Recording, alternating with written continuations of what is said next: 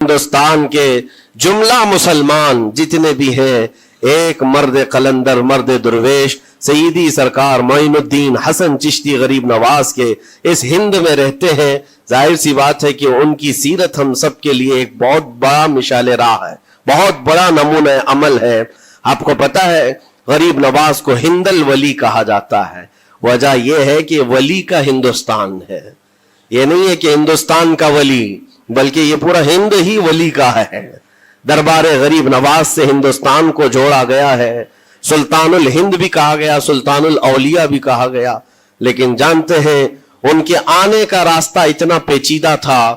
وہ سن 583 کی بات تھی، 583 ہجری چل رہی تھی، جب آپ حرم کعبہ سے نکل کر مدینہ طیبہ جا رہے تھے۔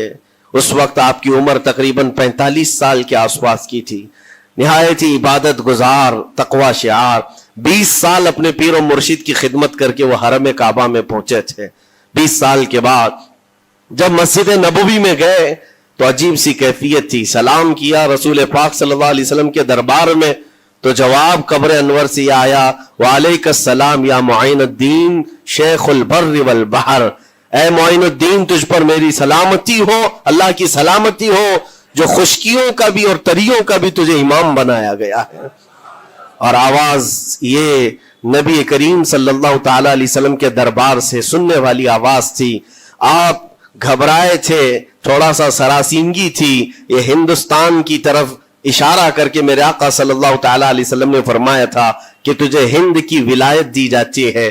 اس وقت تک سرکار غریب نواز کو نہ ہندوستان آنا کبھی ہوا تھا، نہ ہندوستان کے علاقوں کو آپ نے کبھی دیکھا تھا، کیونکہ سجستان جو یہاں سے کافی دور ہے، افغان کے قریب ایک علاقہ سنجر، جہاں پر آپ کی ولادت ہوئی، وہاں سے نکل کر کے آپ نیشاپور میں آباد رہے۔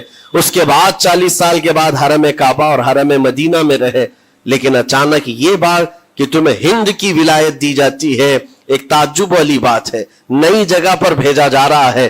آپ دوبارہ شام میں نبی پاک صلی اللہ علیہ وسلم کے دربار میں حاضر ہوئے اور سلام پیش کرنے کے بعد، کیونکہ یہ خوشی کی بات تو سب کے لیے تھی کہ ہندوستان کو اللہ تعالیٰ ایک عظیم ولی بھیج رہا ہے، لیکن جس کو بھیجا جا رہا ہے وہ بے قرار تھا، بے چین تھا، کیونکہ نہ راستے پتہ ہے، نہ ملک کے حالات معلوم ہیں۔ بارگاہ مصطفیٰ صلی اللہ علیہ وسلم میں دوبارہ جب حاضری ہوئی، عرض کیا آقا آپ کا حکم، اس کی تعمیل کے لیے بندہ حاضر ہے۔